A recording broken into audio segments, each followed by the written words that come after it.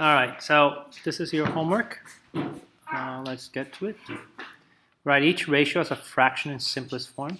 So they're not in fraction format, no big deal. So 936, write it as a fraction. Change it to simplify it. I'm going to divide top and bottom by 9. And you get 1 over 4. 10 to 100, again, not in a fraction format. Write it as a fraction. What can I divide top and bottom by? I'm going to go for the highest one. It's 10. And that's 1 over 10. 25 over 75, again, write it as a fraction. 25 over 75. You can divide by 5. Or if you realize, maybe you can divide 25. Divide by 25 on top and 25 on the bottom. You get 1 over 3.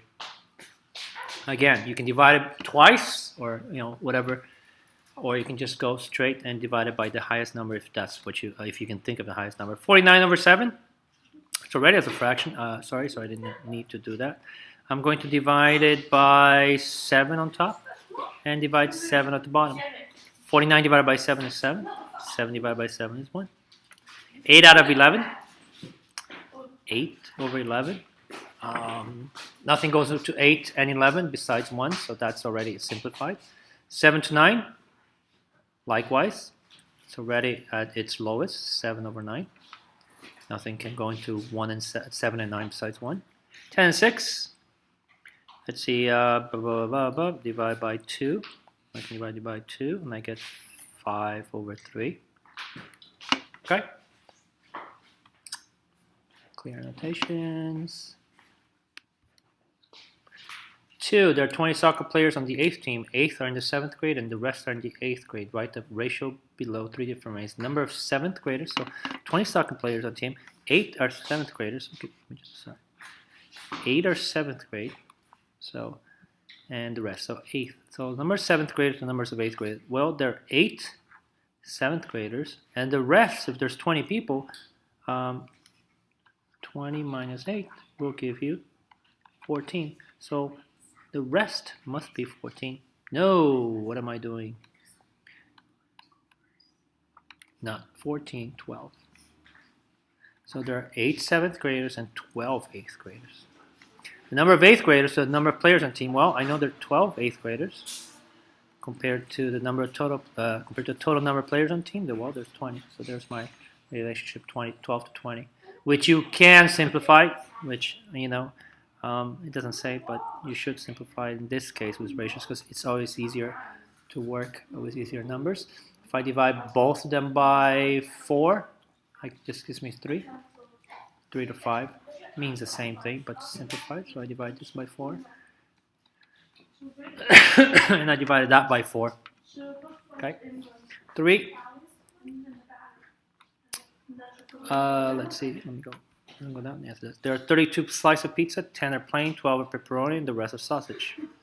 Okay, so 10 and 12, just for my record, 10 plus 12 is 22, and 32 minus 22 gives me 10, so the rest, the sausage, are 10. I'm just going to write there. So does that add up to 32? 10 plain, 10 sausage, 12 pepperoni gives me a total of 32. Good. What's the ratio of plain to pepperoni? Well, there are 10 plain. 12 pepperoni, 10 to 12 or 5 to 6. I divided by 2. Plain to sausage, there are 10 plain, and there's 10 sausage. Divide by 10, I get 1 to 1 ratio.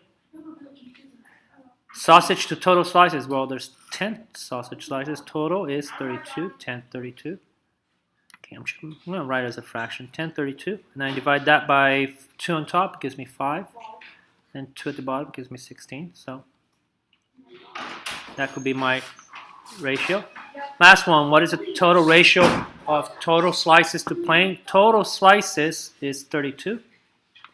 Plain is 10 backwards, okay, as a fraction, 32 over 10. And I can simplify, divide top and bottom by 2.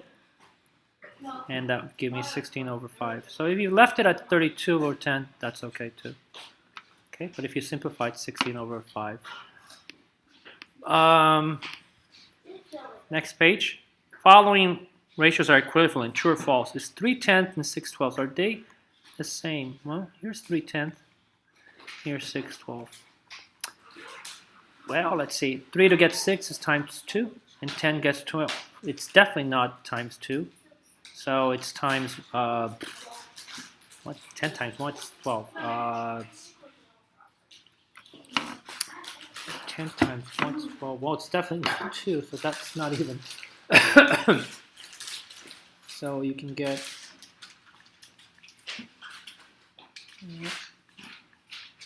1.2. 10 times 1.2 is 12. So this is not equivalent, right? Not equivalent. Okay. So actually, I should have just written false. 22 to 50. Again, I'm going to write everything as a fraction because it's easier to compare.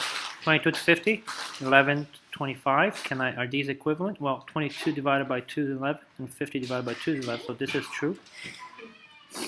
13 over 33, and 23 over 66. This is times 2, for sure. And this one is definitely not a times 2, so this is false. No idea what 13 times what's 23, but it's definitely not 2, so that's false. 9 to 6, 9 over 6. 3 to 2, 3 over 2. Let's see, 9 divided by 3 is 3. 6 divided by 3 is 3 over 2, so this is a true one. 3 to 5. Let's see, 3 to 5 equivalent to 12 over 20. Times 4. Yes, times 4, so it's equivalent. And then it's 12 over 20 equivalent to 24 over 10. 24 to 10. Well, that's divided by 2. And this is times 2, so definitely false. So true for the first part, false for the second. 2436, again, is that equivalent to 12 over 18? Let's take that. Divide by 2, yes. Divide by 2, yes. Which is equivalent to 4 over 6. Divide by 3, yes. Divide by 3, yes. So this one is true. Five. Why can I get 5? 5. Arrive an equivalent ratio. So let's get something. So create something that's equivalent to 7 over 9. Well, I'm just going to pick 3. I multiply top and bottom by 3. And I get 21 over 27. You could have picked times 2, times 8, times a million. As long as you do whatever to the top to bottom, you're okay. 15 to 39. Let's just keep it simple. Times 2. Times 2. And I get 30 over 78. That's an equivalent fraction. 6 to 4. Well, in this case, let's go down. I'm going to divide this by 2 and divide the bottom by 2, and I get 3 over 2. So you can either multiply or divide, doesn't matter. 4/5, can't simplify, so I have to go up. Let's try times 10. Times 10, 40 over 50. That's equivalent to 4/5. 5 over 13, I multiply by 3. By 3, just to make it different. 5 times 3 is 15. 13 times 3 is 39. So there's the equivalent fraction. I think there's more at the bottom. Yeah, 70 to 30, again, right as a fraction. 70 to 30. You want to go, let's go lower this time, divided by 2. You get 35 over 15. Okay, so again, you have a choice of going down, or even you have a choice of going up. Divide by the same number, or multiply the same number. What are 3 ways you can write ratios? 3 different ways. You can use, colon. You can use the word 2, or as a fraction. When writing ratios, does the order in which they are written matter? Yes, they do. Yes, they matter. Okay. Order is important. Okay. Always keep the order in order. And 8. What are 2 ways to create an equivalent ratio? Will both of them always be possible? Well, let's see. Let's take 3/5. I can go higher. Let's say multiply by 4. And I get 12 over 20. So I just created an equivalent, something. This one and this one are the same. With 3/5, I can only use multiplication. I can't use division. Nothing divided. There's no other number besides 1 that I can divide 3 and 5. So with this one, only multiplication. With an example again, like this one, I can only use multiplication. Multiplication. Let's use 12 over 20. I can multiply times 2, for example, or times any other number as long as it's the same. And I can get 24 over 40. So I definitely use multiplication to create an equivalent ratio. And 12 over 20, could I have gone down? I could have used division. Divide by, I don't know, 2 again. And that would have given me 6 over 10. I could have used 4.